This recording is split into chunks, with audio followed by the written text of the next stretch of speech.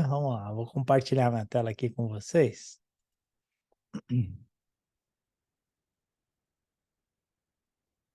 Então, olha só. A gente começa aqui com uma questão falando de swap, mas antes de ir direto para a questão, eu vou lembrar um pouquinho com vocês o que é o swap, né?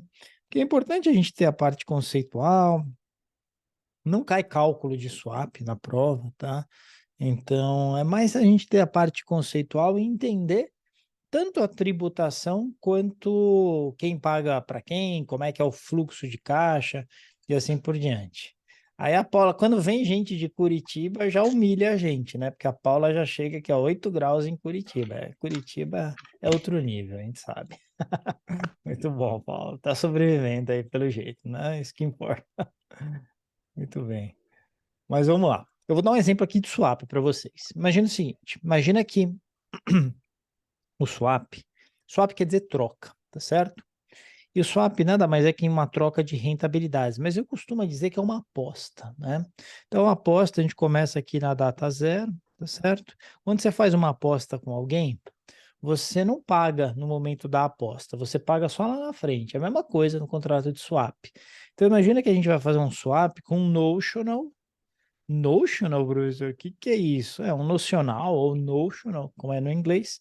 É como se fosse o valor da aposta, o valor presente do swap. No valor de 100 mil reais, tá certo? A gente vai fazer aqui um contrato de swap, valor presente de 100 mil reais. Beleza? Muito bem. Eu acredito que no próximo ano, o CDI acumulado, se eu investir hoje a 100% do CDI, eu acredito que o CDI acumulado, o CDI agora está 13,20%, né? Alguma coisa assim, né? O que está acontecendo na prática mesmo. A Selic meta está 13,25, você deita uns 13,20, alguma coisa assim, tá certo? Então, eu acho que durante um ano o acumulado vai ser alguma coisa em torno de 11%. Imagine eu falando isso para você.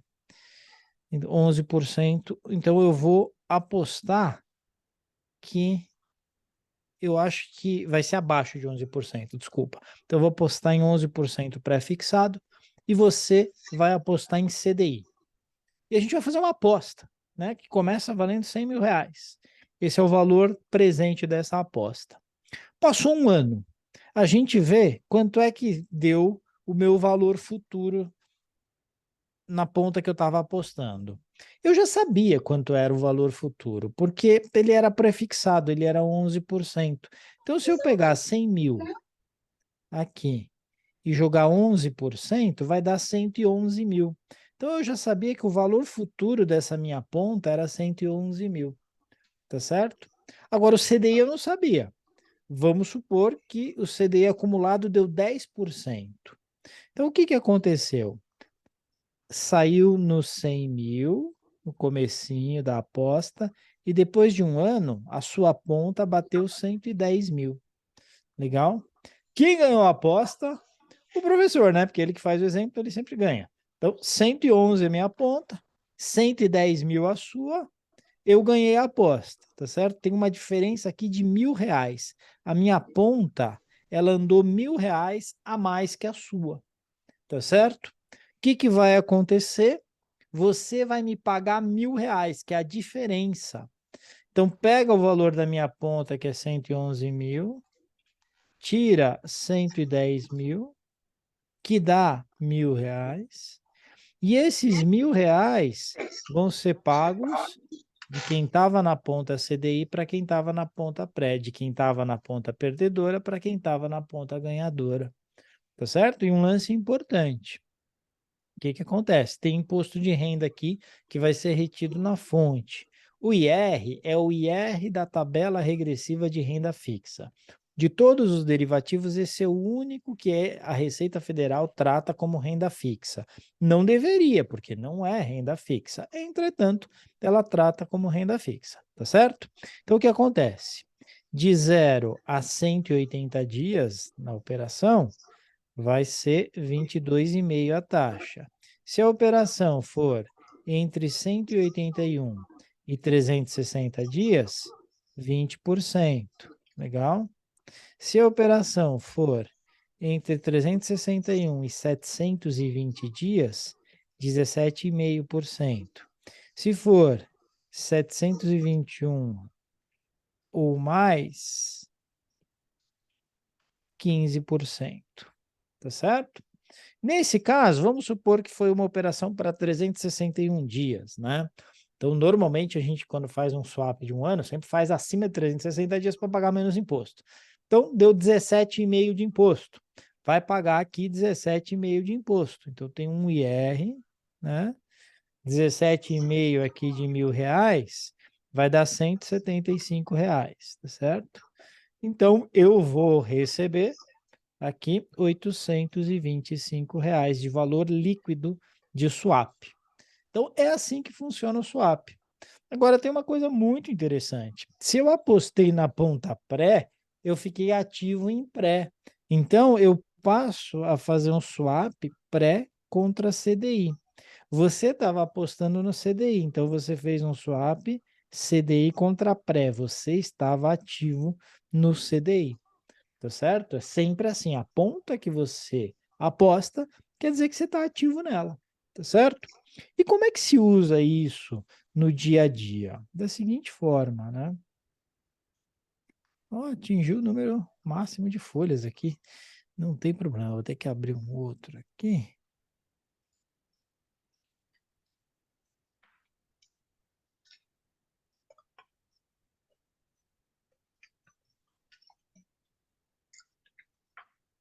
Olha só, imagina que eu sou um importador, né? O importador, ele compra produtos em dólar, né? Produtos lá de fora, só tirar o WhatsApp aqui. Compra produtos lá de fora e paga em dólar. Gente, qual que é o grande medo de um importador? De alguém que importa muito produto, manufatura, ou mexe, usa as peças aqui e vende no mercado local. Qual que é o grande medo desse cara? Que aconteça o que com o dólar? A alta do dólar, né? Porque, ó, o dólar Tá com agora, fome? o Você quer dólar papá? agora, ele é Mamãe vai dar papá pra 4,90. você, viu? Pessoal, dá uma tirada aí no som, por gentileza. Então, você tem o dólar tá 4,90, tá certo? Aí, o que que acontece? Se eu importo 1 milhão de dólares em produto, isso aqui são 4,9 milhões de reais, não é? Se o dólar for para 5,5, o meu custo sobe para 5,5 milhões de reais. Perceberam? Então, quanto maior é a cotação do dólar, mais caro fica o produto importado para mim. Minha margem fica prejudicada no meu negócio. Então, o que que o importador faz? Ele normalmente precisa fazer uma operação na qual ele ganhe dinheiro com a alta do dólar no mercado de derivativos para compensar a perda que ele tem no seu negócio. Então, o que que ele faz? Ele faz um swap, e nesse swap, ele aposta em, sei lá, 6% mais variação cambial. Essa variação cambial é a variação do dólar. E na outra ponta, um banco fica apostando no CDI. Se o dólar der essa porrada aqui, de 4,9 milhões, buscar 5,5 milhões, tá vendo? Se ele der essa alta aqui, o que que vai acontecer? A ponta do swap que o importador tá vai subir para caramba, vai dar uma espichada, vem para cá, porque essa variação cambial vai lá para cima. E aí no final do swap, ele vai receber aquele ajuste que eu mostrei para vocês. Aí a perda que ele teve no negócio dele vai ser compensada por esse ajuste que ele recebe. Vocês entenderam? Então a gente diz que o importador ele fica ativo na ponta PTAX, porque PTAX é a cotação do dólar. É a tela do Sisbacen que mostra a cotação do dólar. Então ele fica ativo na ponta dólar, justamente para compensar a perda que ele tem no negócio dele quando o dólar sobe. Ficou claro, gente? Beleza? Vamos ver aqui no exercício, então, se a gente consegue entender isso legal. Aqui está um pouco diferente no exercício e é bom para a gente raciocinar em cima disso. Olha só, dá uma olhadinha. Uma empresa que tenha uma exportação a receber em dólares poderá fazer um swap para. Olha só, aqui é o contrário. ela tem uma exportação em dólares. Então, ela vai receber dólares. Vamos imaginar que ela vai receber US$ 1 milhão, tá certo? Olha que beleza. Vai receber US$ 1 milhão. Se ela vai receber US$ 1 milhão, vocês acham que ela prefere o dólar a 5,5 ou a 4,5? Você é empresa, vai receber US$ 1 milhão. Você prefere que o dólar suba ou que o dólar fique baixo? Suba, né? Quero pegar esse US$ 1 milhão e transformar em 5,5 milhões de reais. Estou mais rico. É hora. Muito bem. O medo dessa empresa é o seguinte: se o dólar cair, eu posso não ter o lucro que eu estou esperando, né? Porque eu tenho uma série de custos que estão aqui em reais. Então, a receita que eu recebo em dólar, preciso trocar logo por reais, porque no valor que está aqui de 4,9 está bom, mas se cair muito, eu começo a ter prejuízo no meu negócio. Então, qual que é o risco do exportador? É o dólar cair. Se o risco do exportador é o dólar cair, o que ele precisa fazer? Ele tem um ativo que está em dólar. Ele já precisa transformar isso num ativo em CDI. Então, o que ele tem que fazer? Ele tem que fazer um swap no qual ele aposte no CDI, e aí vai ter um banco que vai estar apostando no dólar. Vou chamar de Petax aqui, tá? Vai estar apostando no dólar. Então, ele transforma um ativo que está em dólar para ficar um ativo em CDI. E aí, se o dólar encolher demais, não tem problema, porque ele se deu bem porque está na ponta CDI e vai receber os ajustes, porque a ponta dólar vai ficar perdedora, ele vai ficar ganhador na ponta CDI. Estão me entendendo? Então, o que ele precisa fazer? Ele precisa transformar esse ativo em dólares, é um ativo, é uma grana que ele vai receber em dólares, em um ativo em CDI, para não ficar mais correndo o risco da cotação do dólar, do câmbio. Beleza? Karina mandou bem, assim, acertou na lata. Questão número 2, olha só. A instituição X, ela fez um swap com ponta ativa em dólar e passiva em Selic com a instituição Y. Então, você tinha lá a instituição X contra a instituição Y, tá certo? Ponta ativa em dólar, então aqui estava dólar, passiva em Selic, tá certo? Muito bom. O dólar subiu. Se o dólar subiu, quer dizer que essa ponta aqui espichou, tá certo? Então, foi a ponta ganhadora. Como deverá ser feito o ajuste e a tributação? A ponta perdedora paga para a ponta ganhadora, é ou não é? Então, Y vai pagar para X. Então, é a favor de quem? É a favor da X. Legal? Muito bem. Então, a favor da Y, você já desconsidera. Vai ser a favor da X. E quanto que vai ser o imposto se foi 360 dias?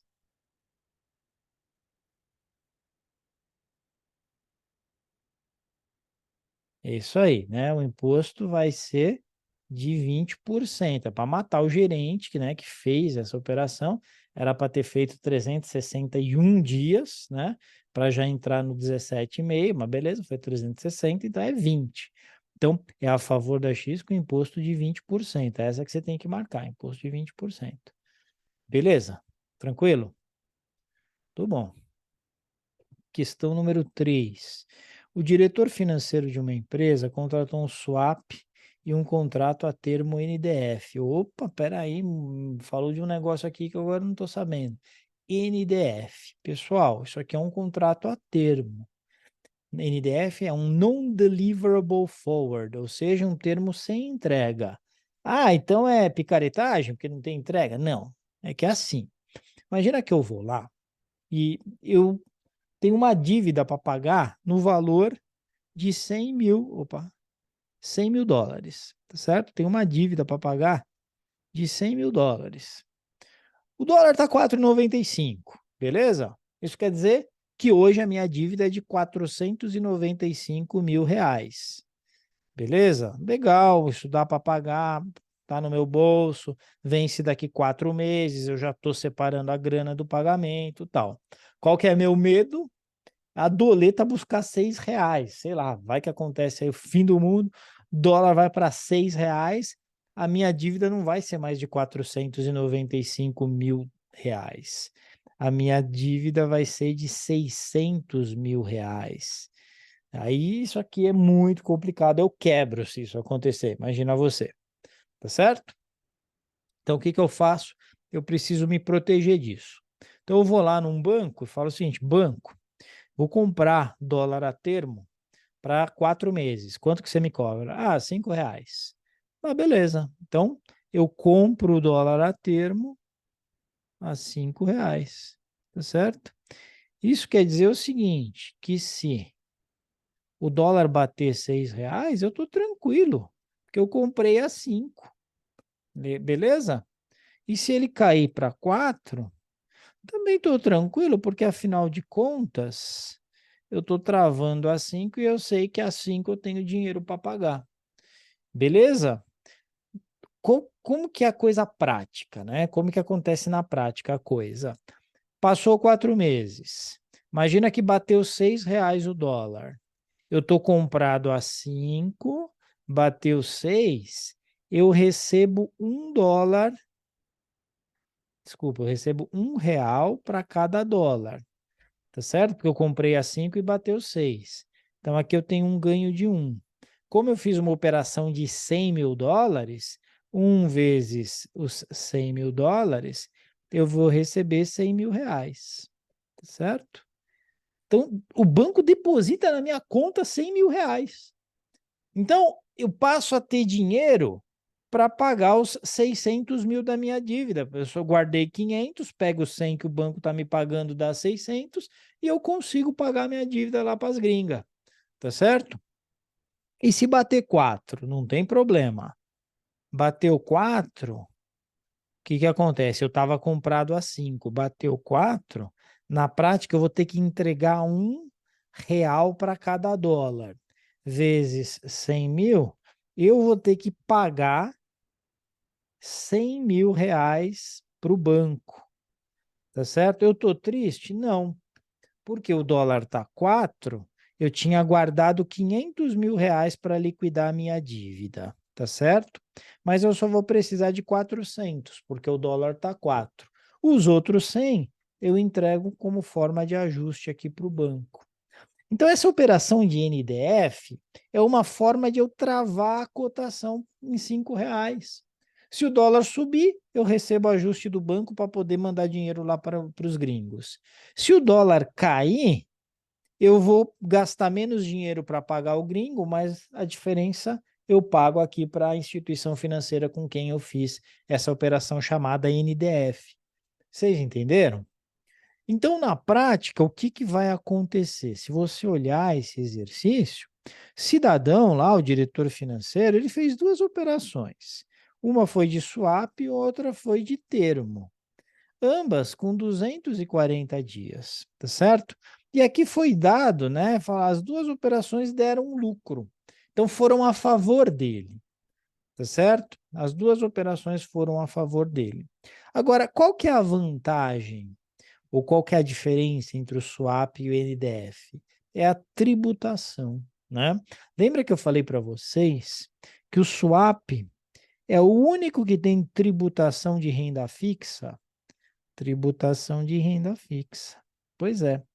NDF é uma operação a termo, toda operação a termo no mercado financeiro tem tributação de renda variável.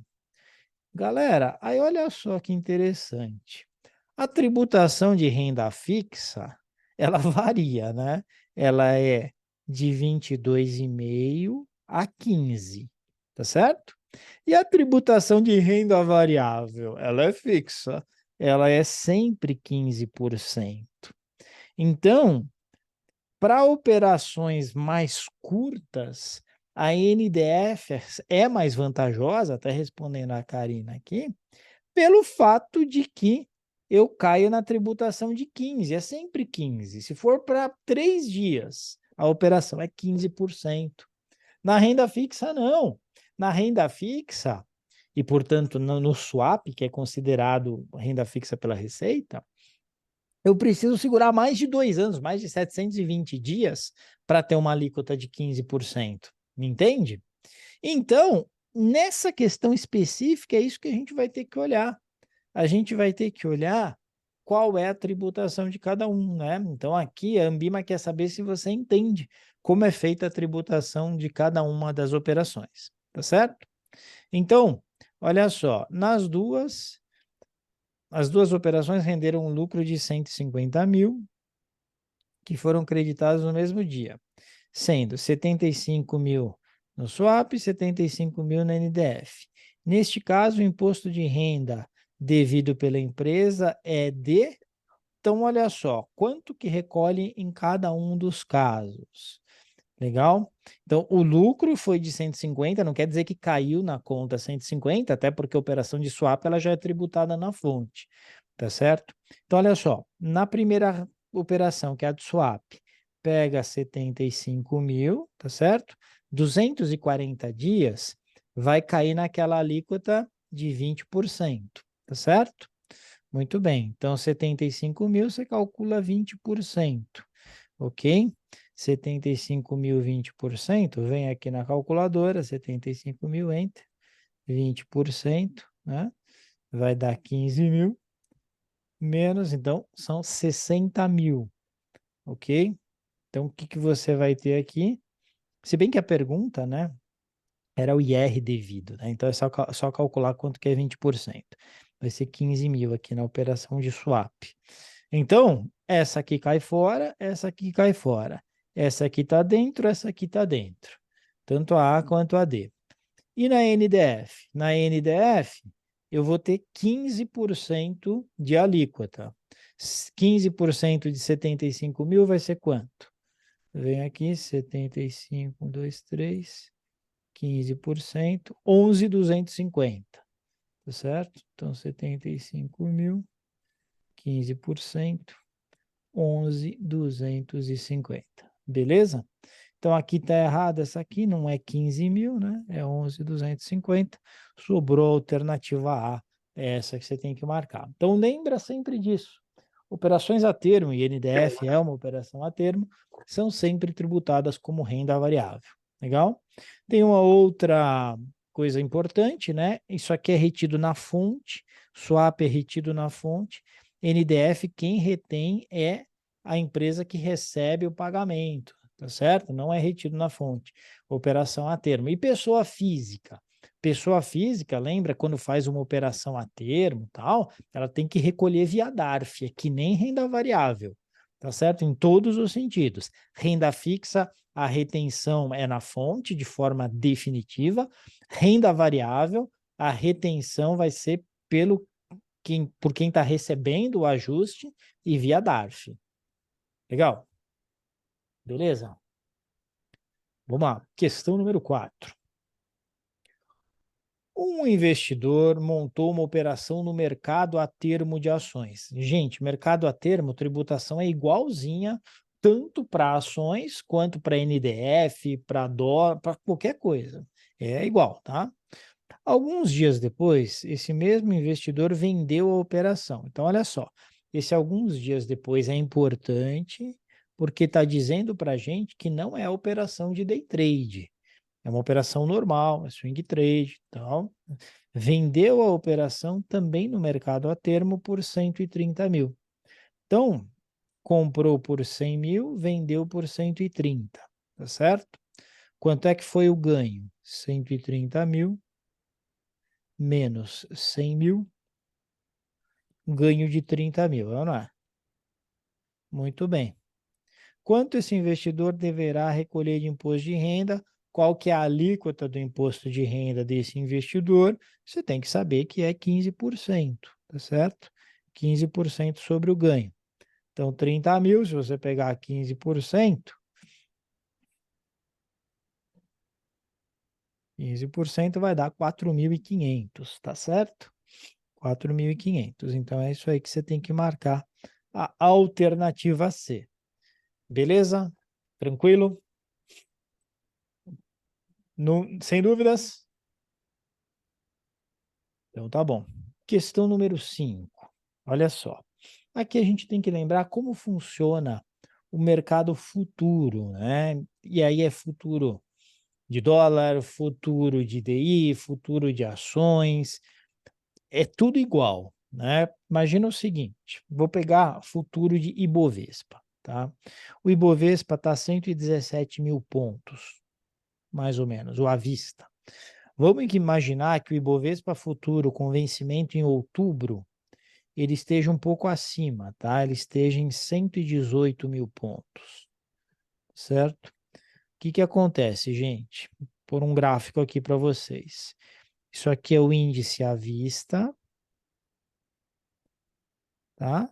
Esse aqui eu vou chamar de S, spot. E esse aqui é o índice futuro. O índice futuro está sempre um pouco acima do à vista, sempre. Se a gente estiver falando de derivativos financeiros, ele vai estar sempre um pouco acima, tá certo? Então, vai passando o tempo, eles vão se aproximando. Vão se aproximando. Quando chegar lá no vencimento, o futuro ele vai liquidar pelo preço à vista. Então, eles passam a ter o mesmo valor. É assim que funciona. Legal? Aí é o seguinte, imagina que eu quero ganhar a variação do índice Bovespa. Eu compro a 118 mil pontos esse índice Bovespa. Quanto que eu preciso de dinheiro para comprar um contrato de índice Bovespa? Ó, vou colocar aqui, ver se está grande o suficiente para você enxergar. R$ 0, tá certo? R$ 0. Quando você monta uma posição no mercado futuro, você não está investindo nem um tostão. R$ 0. Isso quer dizer que você está apostando na alta. Mas então eu não preciso colocar dinheiro? Não. Você vai precisar colocar margem de garantia, que pode ser em título público, pode ser em CDB, pode ser em ações, pode ser um monte de ativos. Mas aquilo é margem só para garantir que você não vai fugir se tiver que pagar alguma coisa, tá certo?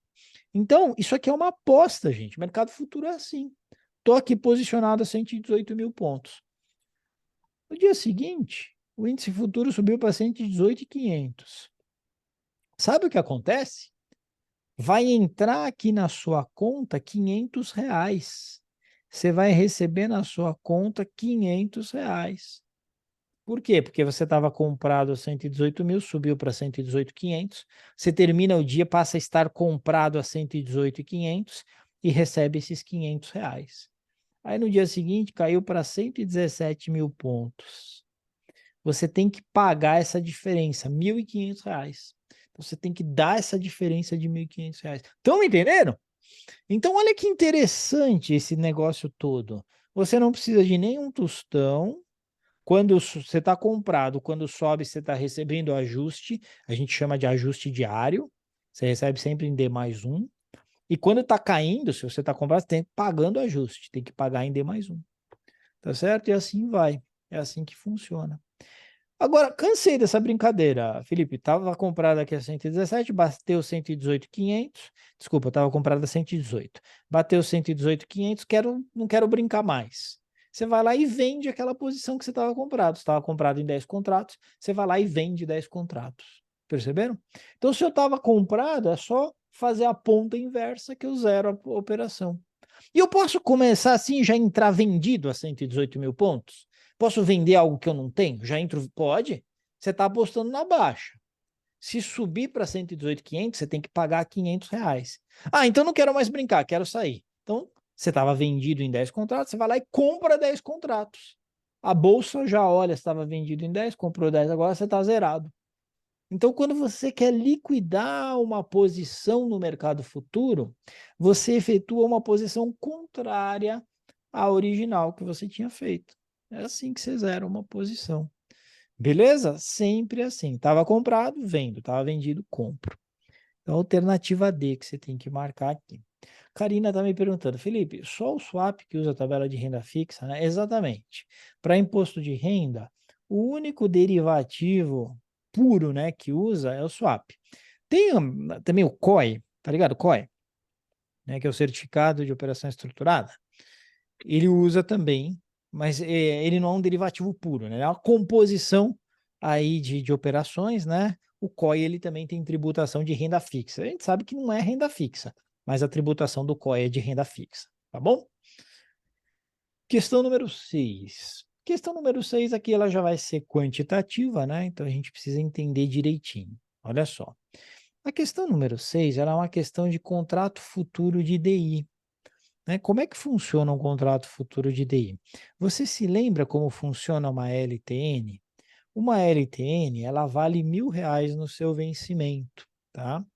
Um contrato futuro de DI, ele é muito semelhante, só que ele vale R$ 100.000 no seu vencimento. Então, um contrato futuro de DI é como se fosse uma LTN, mas você usa como um derivativo, então você não precisa do dinheiro propriamente dito, né? Você faz uma aposta na alta ou na baixa. Então, se você tem um contrato para um ano que está negociado a 9%, e você acha que o CDI acumulado de hoje para um ano vai ser 10, você compra esse contrato a 9 porque você acha que vai subir, vai virar 10%, que realmente vai acontecer. É assim que funciona um futuro de DI, tá certo? Mas aqui, o que se quer saber é qual é a taxa de juros que está embutida nesse contrato. É uma conta muito simples se fazer na HP. Você tem que saber, então, o valor futuro, às vezes dão no enunciado, às vezes não. Então, você tem que saber que no vencimento é R$ 100.000. O valor presente vai ser esse que está aqui, né? 95.052,20, tá certo? E aí, você precisa saber qual que é a taxa de juros que está prevista aqui, né? Então, você vai ver que não é difícil calcular isso aqui, né? Você só precisa ter o cuidado de colocar na HP direitinho. Qual que é o valor presente aqui? 95.052,20.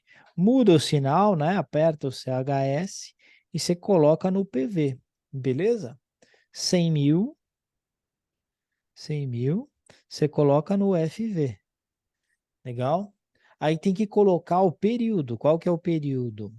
Isso aqui, pessoal, olha só, uma coisa muito importante. A taxa está em anos, então eu quero a taxa em anos. Então o período eu preciso colocar em anos, tá certo? Então você vem aqui e coloca 189 dividido por 252, que é um ano tem 252 dias úteis por convenção no mercado financeiro. Então 189 sobre 252, você coloca como N e aí chama o I. Beleza? É isso aqui que você tem que fazer. Então, vai lá na HP, na sua calculadora, né? E coloca lá os valores. Olha só, era 95.052,20, 95.052,20. Coloca no CHS PV, 100 mil, coloca no FV, 189, Enter, 252, divide. Então, são 0,75 anos, né? Coloca no N e chama a taxa. 7%, né? 6,99 vai dar 7. 7% ao ano, alternativa D. O Marcos já tinha dito, Silvana disse também, tá correto, é esse 7% ao ano mesmo. Beleza? Tranquilo? Ó, certifique-se, já falei isso lá em renda fixa, já falei em fundamentos de finanças, vou repetir, certifique-se que tem esse Czinho que você está vendo aí na tela da HP. Tem que ter esse Czinho, senão ia dar errado a conta aqui, tá certo? Então, coloca o Czinho. Como é que faz para colocar o Czinho? STOEX, né? STOEX, você tira ou coloca o Czinho. Beleza? STOEX. Legal? Vamos para a próxima questão. Próxima questão vai falar sobre opções. Opção europeia, opção americana e tal. Tá certo? Deu certo agora aí, Karina? Depois me fala se deu certo aí, colocar o Czinho. Não, não consegui não. Desculpa para a aula aí, mas... Oi? Desculpa para a aula, mas como é que você fez? Você foi no STOX? É X? É STO, né? EX. Então, STO que está do lado da tecla azul, tá vendo? Uhum, esse STO, aqui. EX. O O EX EX. ele está acima da tecla Enter. Ah, tá. É X. Ah, então é por isso que eu não estava conseguindo fazer o cálculo. Eu voei nisso aí, tá? Obrigada, tá? Pois é, mas você sabe que é bem comum o pessoal errar justamente esse tipo de cálculo que tem o N quebrado. Vamos falar de opção europeia e opção americana? Olha só, uma opção europeia é uma opção que você só pode exercer no dia do vencimento. Lembra que o europeu, do ponto de vista de mercado financeiro, ele é sempre mais tradicional. No mercado financeiro, os americanos eles são muito mais inovadores, isso é fato.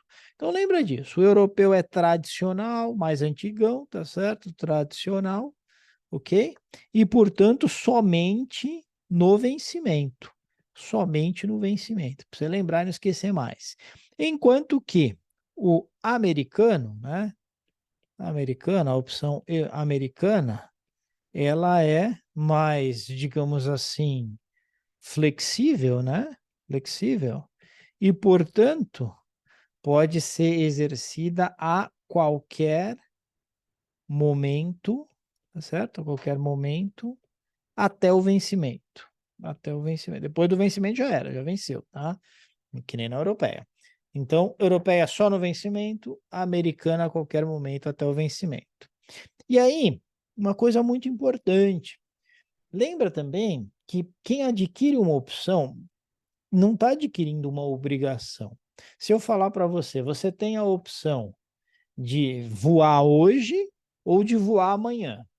Tá certo? Então você vai viajar, você tem a opção de voar hoje, você está obrigado a escolher um dos dois? Você está obrigado a escolher algum específico? Não. Você tem a opção de escolher um ou outro. Então, uma opção é sempre um direito e não uma obrigação. Tá? Então, lembra disso. Estamos falando do mercado financeiro, opção é direito, não obrigação. Então, quando você adquire uma opção, você poderá exercê-la ou não, tá certo? Se for uma opção europeia, você poderá exercê-la somente no vencimento. Se for uma opção americana, você poderá exercê-la a qualquer momento até o vencimento. Legal? Então, qual que seria a correta aqui? O titular de uma opção europeia pode exercer seu direito somente na data de vencimento. Legal? Só uma questão muito fácil de cair na sua prova e se errar, eu vou atrás de você com meu taco de beisebol, que não pode errar uma dessa. Legal? Vamos entrar aqui no mundo das opções, então? E aí tem umas coisinhas mais sofisticadas aí, que vale a pena vocês conhecerem. Beleza? Vamos lá. Olha só. Imagina que você tem lá a ação da Vale 3. Da Vale 3, né? E aí, você tá doidão para comprar essa ação, porque você acha que vai subir nos próximos tempos. Só que você não está com grana para isso, né? Então você acha que você vai conseguir comprar daqui 3 meses. Só que a ação da Vale está R$ 62 hoje. Seu medo é que daqui 3 meses já bata R$ 70 e você perdeu o bonde. Isso só denota a minha idade, né? Só denuncia a minha idade. Quem fala perdeu o bonde, né? Porque a gente não. Faz muitos anos que não sabe o que é bonde. Beleza? Mas tudo bem, você entendeu o que eu quero dizer. Vale 3 está R$ 62. E aí, sabe o que você faz? Você compra uma opção de Vale 3. Uma opção de Vale 3, tá certo? Digo mais, você compra uma opção chamada Call, uma opção de compra que chama Call de Vale 3, com exercício R$ 63, tá certo? Então você tem o direito de comprar Vale com exercício R$ 63 e você paga um prêmio por isso, que é um prêmio de, sei lá, R$ 1,50. Então você está pagando hoje R$ 1,50 pelo direito de comprar Vale por R$ 63 pelos próximos 2 meses. Beleza? Porque aí você garante que você vai poder comprar por 63. Estão me entendendo? Olha que interessante. E se chegou lá na frente, a Vale tiver cotada a R$ 61? Aí você não compra, né? Porque você vai querer comprar por 63, algo que está R$ 61,50. Que se você ainda quiser comprar, você compra R$ 61,50, ou não é? Se tiver R$ 59, você não compra. Vai lá no mercado e compra 59, mas você não exerce o seu direito de comprar 63. Você pagou R$ 1,50 para ter esse direito, porque o seu medo é que bata 70 e aí você perdeu o trem, vai. Então, olha só, o que vai acontecer? Vamos fazer aqui um gráfico. Se lá na frente, no dia do vencimento, daqui a 2 meses, tiver cotada a R$ 62, vai acontecer uma coisa. Se tiver cotada a 63, vai acontecer outra. Se tiver cotada a 64, vai acontecer outra. Se tiver cotada a 65, vai acontecer outra coisa. Se tiver cotada a 66, vai acontecer outra coisa. Se tiver a 67, vai acontecer 68, e assim vai, né? Cara chato, vai ficar falando todas aqui, tá certo? E assim vai, beleza? Muito bom. E aqui eu vou colocar o seu ganho, tá certo? Aqui é o preço da Vale.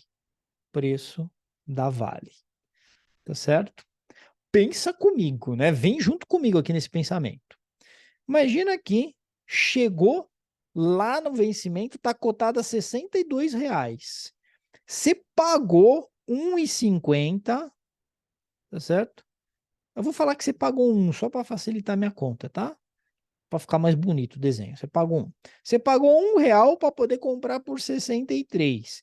Chegou no dia do vencimento a 62. Você não vai querer comprar por 63. Então, esse R$ 1 foi prejuízo para você. Virou pó essa opção. Você pagou R$ 1 pelo direito de comprar 63. Chegou lá no dia, tá 62. Você não exerce o direito de comprar 63. Você gastou esse R$ 1 à toa. Tá me entendendo? Olha que coisa. Agora, imagina que chegou lá no mercado, chegou lá no dia, tá 63.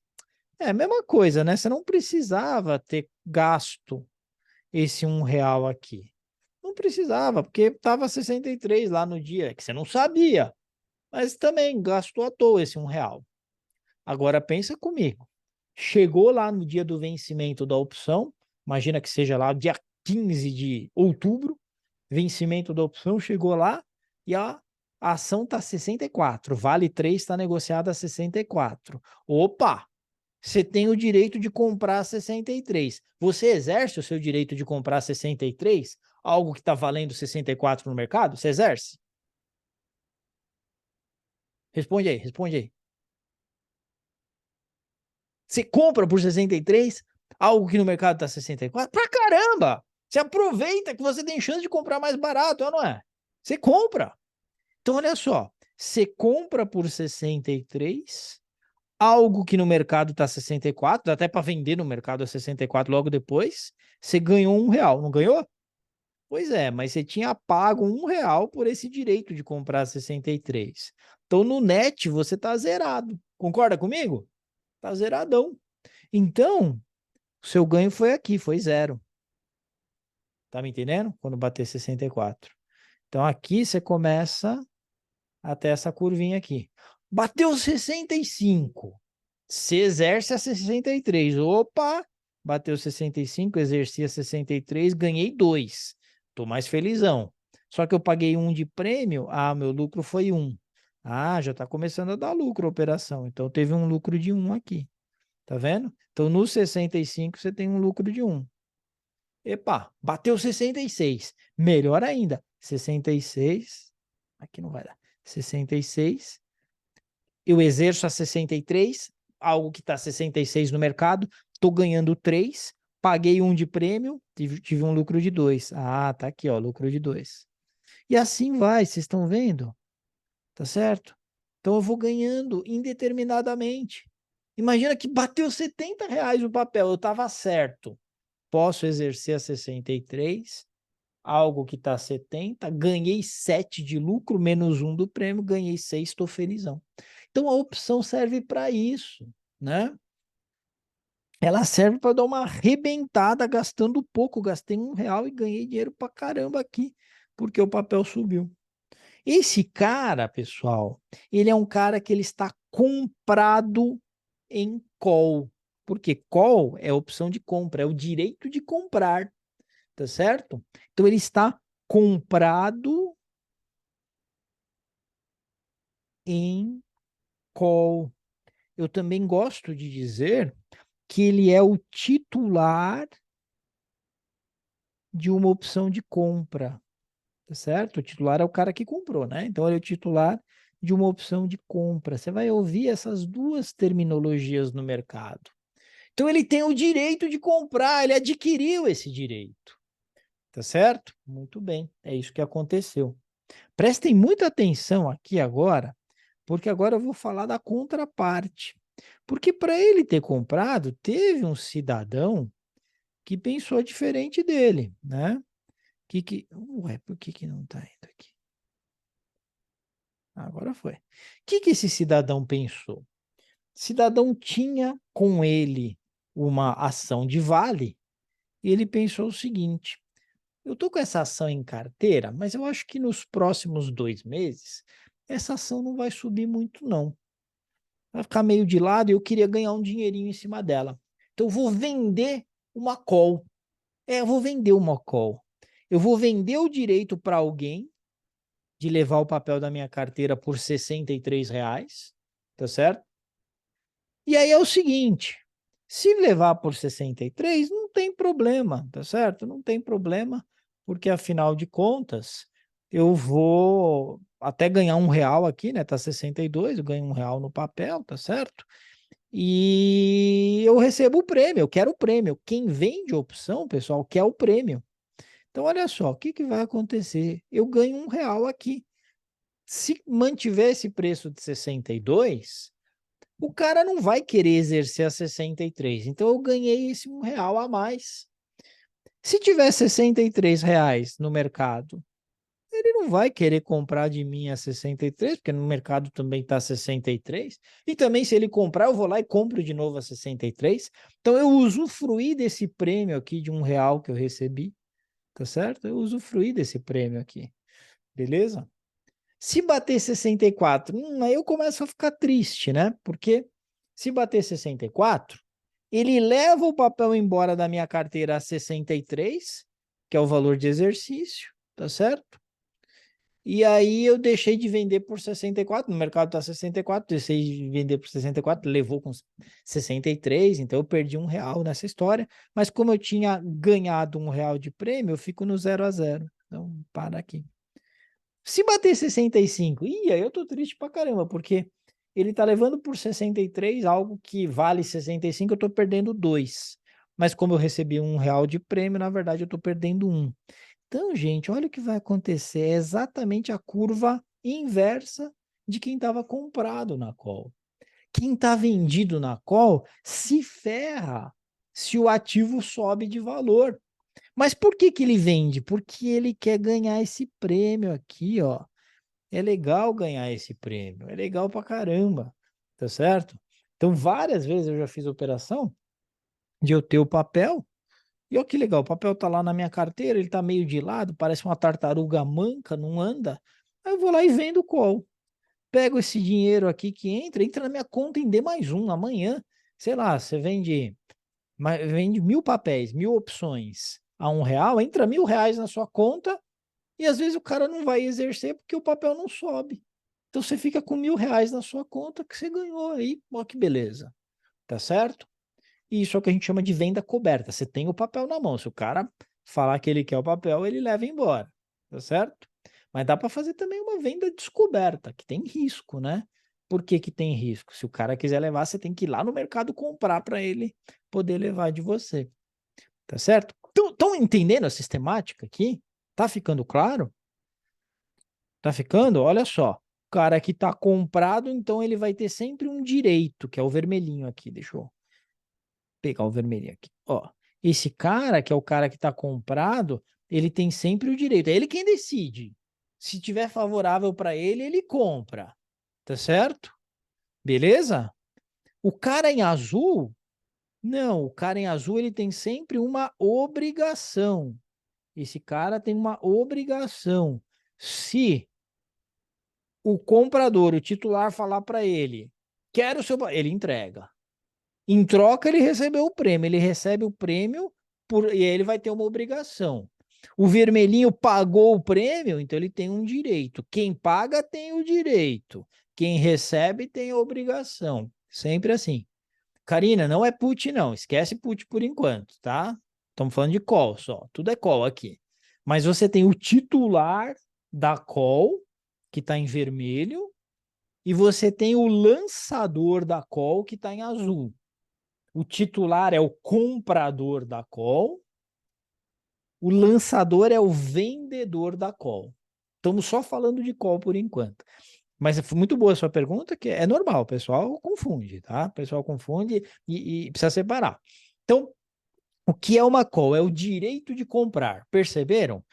O vermelhinho aqui, ele tem o direito de comprar uma ação a determinado preço, tá certo? Um direito de comprar. E o azulzinho, ele tem o quê? Ele tem a obrigação de fazer o quê? De vender, né? Porque quem manda é o titular. Se o titular tem o direito de comprar, o titular fala: quero comprar de você. Você que é o lançador está obrigado a vender para ele, tá certo? Então vai ser sempre assim, ó. No caso da call, lembra disso. O titular tem direito de comprar. Uma coisa para você não esquecer mais é o seguinte: call começa com C, comprar, a opção de compra também começa com C. E o lançador, né, que é o vendedor, ele vai ter sempre uma obrigação. Por quê? Porque está sendo pago para isso. Quem é pago tem obrigação. Obrigação de vender. Então é sempre o contrário do que o titular tem. Se o titular quer comprar, esse cara vai ter que vender para ele. Tá entendido isso? Beleza? Muito bem. Agora, meus queridos, a gente vai falar da outra operação, que é a put, tá bom? Então vem comigo, é outra operação diferente, tá? A put é o direito de vender. A call é o direito de comprar. Isso aqui é um outro negócio, é o direito de vender. Se você tem carro, ou se você, alguém na sua família tem carro, ou se você conhece alguém que tem carro e faz seguro, você está identificando uma operação chamada put, porque o seguro é isso. No seguro, o que que acontece? Eu pago um prêmio, chama prêmio, né? Pago um prêmio para a seguradora. Por que que eu pago um prêmio para a seguradora? Porque eu quero garantir o preço do meu automóvel. Eu quero garantir que se meu automóvel viesse desvalorizar de uma forma dramática, né? Eu posso receber 100% da tabela FIP. Se alguém roubar meu automóvel e virtualmente ele passar a valer zero, né? Porque eu não tenho ele mais na mão, eu posso vender para a seguradora algo que a gente nem sabe onde está e a seguradora vai me pagar 100% da tabela FIP.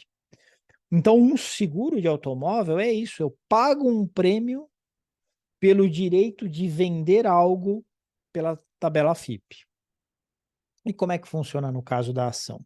Lembra que a Vale está R$ 62? Vale está R$ 62. Eu tenho a Vale em carteira, mas eu estou achando que o papel pode derreter. Mas, por outro lado, eu acho que também ele tem chance de continuar indo bem. Eu preciso manter ele na carteira, mas eu queria fazer um seguro. Eu queria manter ele na carteira e se subir me dar bem com a alta, mas eu queria algum tipo de seguro que mesmo que me custasse um pouquinho, se o papel derreter, eu não me ferro totalmente. Era isso que eu queria. Então, o que que eu faço? Eu vou lá e compro uma put de Vale e eu vou pegar com exercício. Tem vários exercícios lá no mercado, tá? Eu vou pegar com exercício R$ 62, tá certo? E aí eu chego lá para comprar essa put e eu vejo que ela está negociada a R$ 2.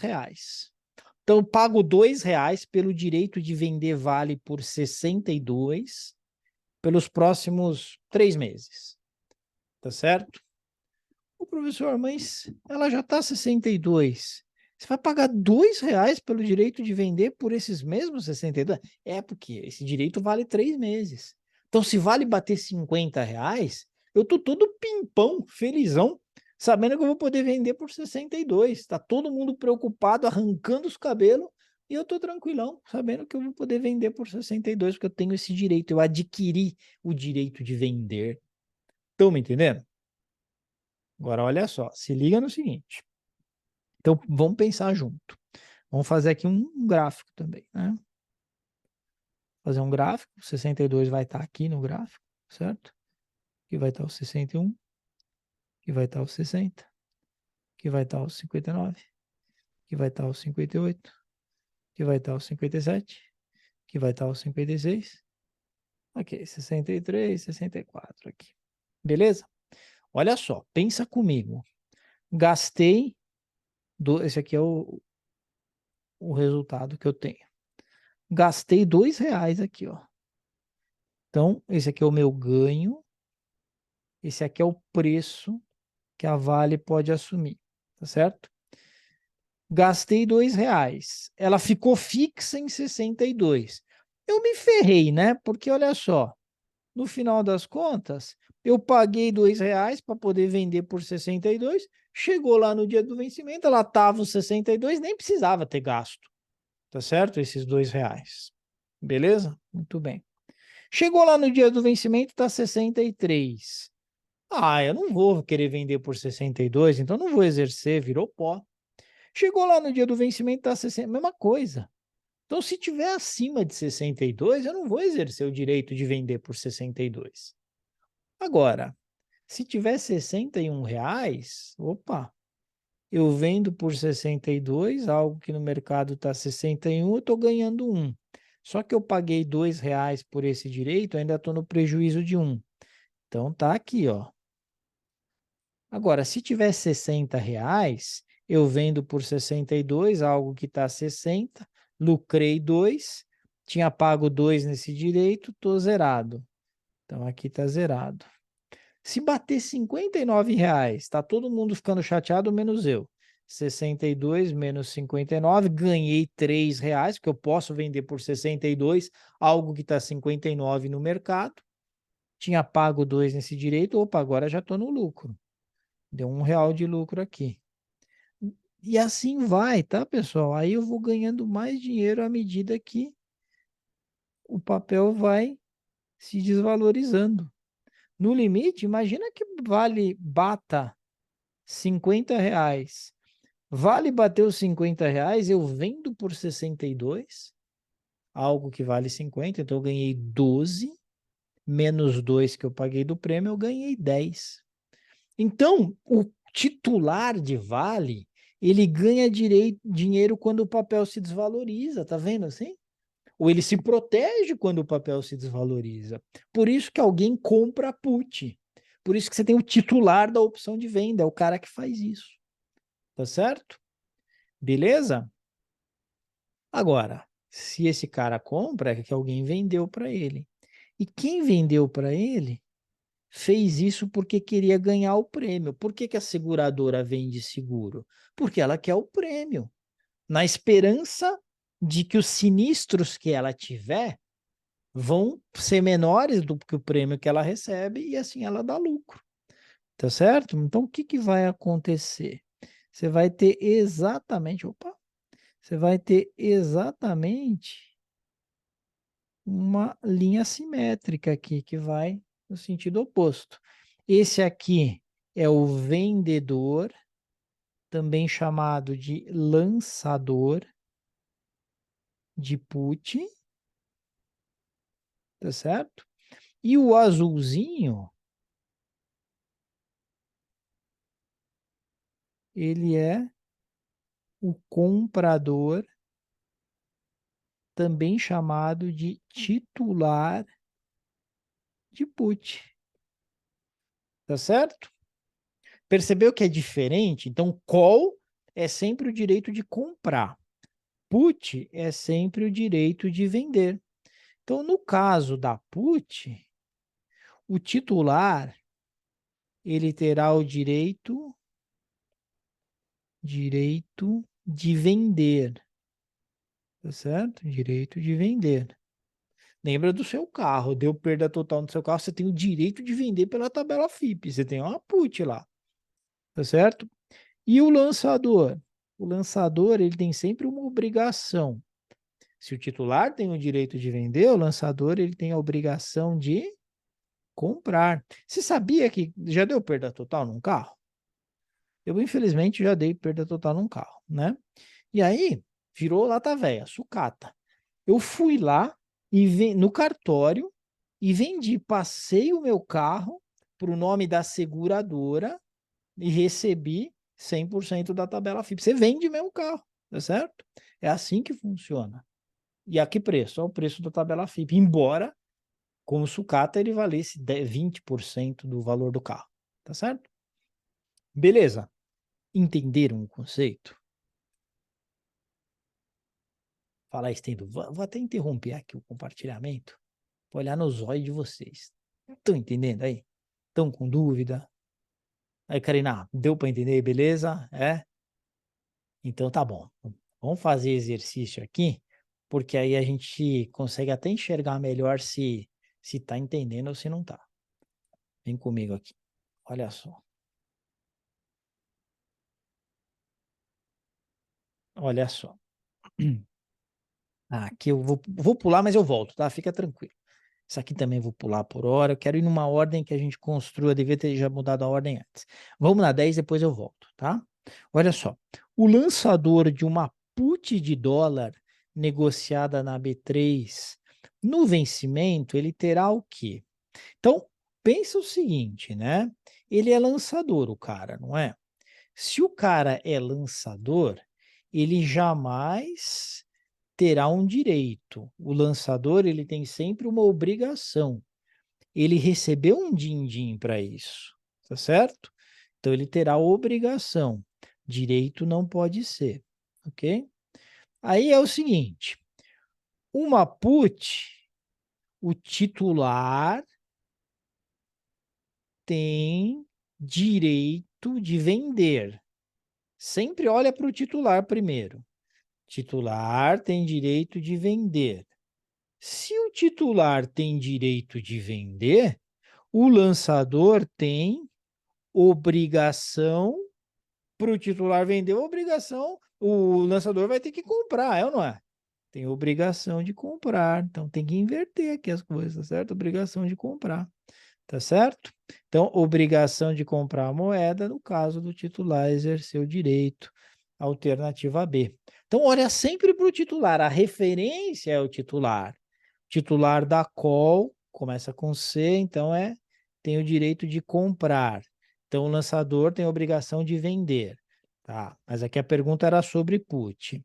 Então put, o titular tem o direito de vender. Então o lançador vai ter a obrigação de comprar, tá bom? Sempre faz esse modelo que você não erra.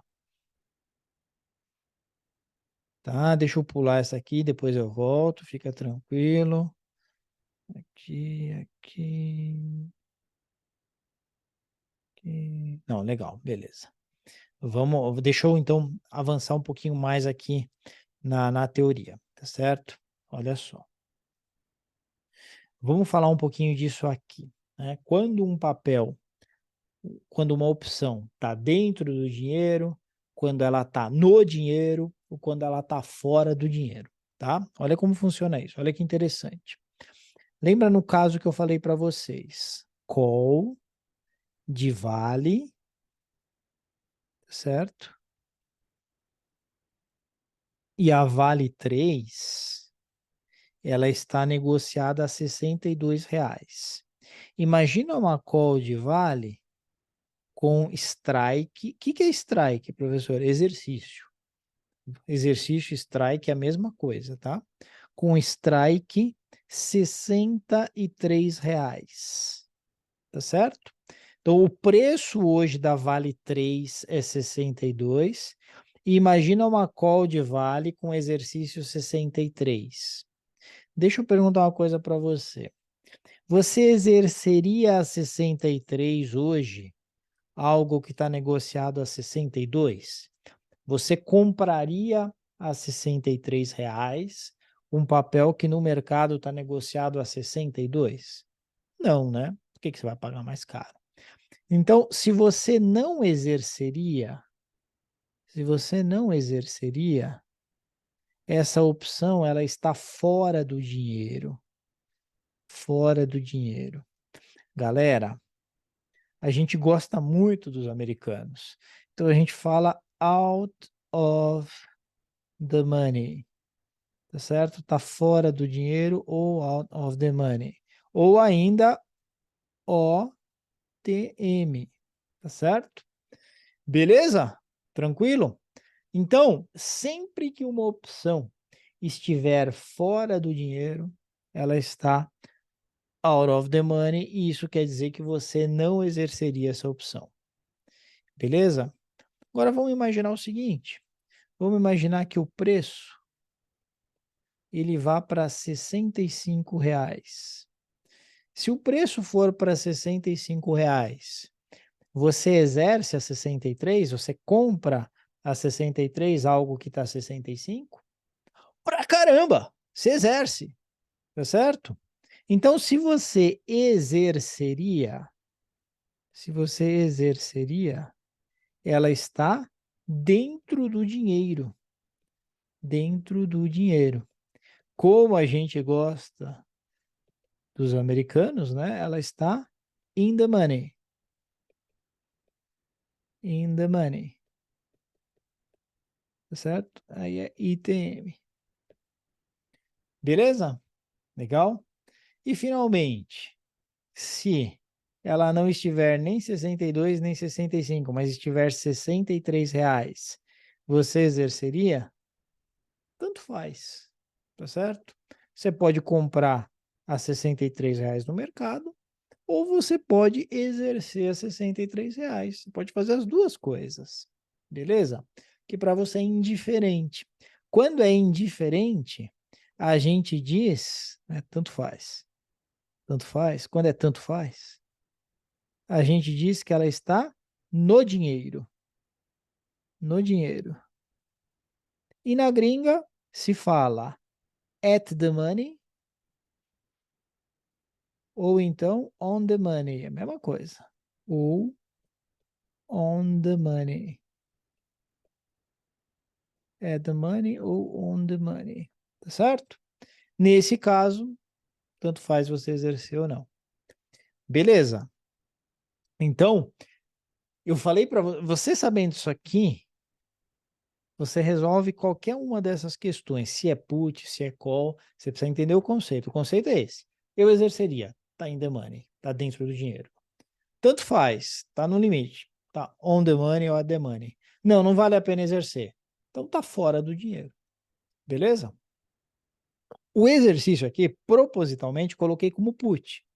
Que aí eu quero ver como que a gente faria isso para put. Pode-se afirmar que uma opção de venda, chamada put, está dentro do dinheiro, in the money, quando o preço do ativo objeto, o ativo objeto é o preço da ação, por exemplo, né? E aí, você tem que comparar o preço da ação, do ativo objeto, com o valor de exercício, com o preço de exercício. Gente, vamos pensar, pensa aqui comigo. Uma put é o direito de vender, tá certo? Então vamos pegar lá um exemplo, por exemplo, esse da Vale. Imagina que eu tenho o direito de vender a 63. Tá certo? O direito de vender a 63. Se a Vale tiver 65 no mercado, eu vendo a 63, que é o meu direito? Ou eu prefiro vender a 65 no mercado, não exercendo o meu direito? O que eu faço? Entenderam? Então, imagina que o strike, né, que o preço de exercício é 63, e lá no mercado, Vale está 65. Eu exerço o meu direito de vender a 63? Não. Eu prefiro ir lá no mercado e vender a 65. Então, aqui está fora do dinheiro, eu não exerceria. Está fora do dinheiro, não vale a pena. Para estar dentro do dinheiro, o que precisa acontecer? O preço de mercado, ele tem que ser menor que o preço de exercício. Aí vale a pena, porque eu exerço a 63, vendi a 63, algo que está 61 no mercado, tô felizão das ideias, não tô? Então, é sempre assim. O preço do ativo objeto no mercado, ele tem que estar abaixo do valor de exercício, porque eu vendo ao valor de exercício e me dou bem. Então, o preço do ativo objeto no mercado é menor que o preço de exercício, nesse caso aqui. Legal? Tem sempre que pensar dessa forma. Para que eu queira exercer, e isso é dentro do dinheiro, né? Para que eu queira exercer, o que precisa acontecer? O valor, o preço de mercado, tem que estar abaixo do preço de exercício. Tá certo? Beleza? Dúvidas? Então tá bom. Vamos fazer o seguinte, eu vou fazer mais uma questão, tá? E aí na quarta-feira a gente continua essa parte de derivativos. Eu não quero correr, porque eu vejo que o pessoal não tem muita facilidade, né? Não é algo óbvio do nosso dia a dia, né? Então normal não tem muita facilidade, tá? Mas aqui a gente vai degustar direitinho essa matéria. Questão número 9. Olha só. Essa questão número 9, ela é legal, porque e ela cai muito. Ela mistura um conceito de renda variável com o conceito de opções aqui dentro de derivativos, tá? Deixa eu falar para vocês sobre isso, que é legal. Então, olha só, o que é o direito de subscrição? Você lembra o que é o direito de subscrição? A gente viu isso na aula passada. É o seguinte, quando você é acionista de uma empresa, imagina que você tem lá 1.000 ações de uma empresa, e a empresa ela resolve aumentar o número de ações, aumentar o seu capital. Então, os acionistas atuais, eles têm um direito de subscrever as novas ações para que eles não sejam diluídos, porque senão vai por novos acionistas e a sua participação relativa vai diminuir, vai ter gente nova entrando, você tinha, sei lá, 3% do capital da empresa, vai ter menos de 3%. Então, você tem a chance de comprar esses papéis na proporção do seu capital. Então, imagina que vai ser um aumento de 10% no número de ações. Se você tinha 1.000 ações, você vai ter o direito de subscrever 100 novas ações a um determinado preço. Então, 100 novas ações a determinado preço. Determinado preço. Então, imagina você que a Vale vai fazer isso. Tá R$ 62,00, vale 3, tá certo? E ela diz o seguinte, eu vou subscrever novas ações e quem já é acionista vai ter o direito de comprar nos próximos 2 meses, né? Daqui 2 meses, você tem um prazo de até 2 meses para comprar novas ações a R$ 61,00, tá certo? Então você pode comprar essas ações a R$ 61,00, beleza? Isso acontece muito, né? Então, e aí é engraçado, né, que até esse direito de subscrição, ele entra na sua carteira, aparece lá, vale 1. É o direito de comprar vale a R$ 61,00. Você pode até negociar esse direito, tá certo? Pessoal, isso tem cara do quê? Você está ganhando um direito ou uma obrigação? Primeira coisa. Você está ganhando um direito. É o direito de comprar ou é o direito de vender? Direito de comprar. Então você é como se você estivesse comprando uma call, comprando uma opção de compra. Você está adquirindo o direito de comprar aquela ação a R$ 61,00. Então o direito de subscrição de ações, ele funciona como uma compra de call, tá? Então você marca a alternativa A, beleza? Entenderam por que funciona dessa forma? Tá claro? Muito bom. Então tá bom, gente. Deixa eu falar uma coisa para vocês. Quem não fez ainda as aulas gravadas de derivativos, eu peço que faça, né? Aproveita entre hoje, não sei se vai dar tempo, mas aproveita entre amanhã e quarta para fazer. E aí na quarta eu termino esses exercícios e aí a gente mata esse módulo 3. Combinado? AC está igual a A? Eu viajei aqui, né? Realmente, ó. AC está igual a A, né? Tinha que ter mudado aqui. Beleza, quando eu subir o material, eu vou mudar. E a gente deixa só a A certa. Tá bom? Obrigado por ter avisado, Flávia. Valeu, gente. Obrigado aí pela companhia. Tamo junto na quarta-feira, hein? Segue a rotina direitinho aí que já já a gente vai colher os frutos, tá bom? Abração aí para vocês. Tchau, tchau.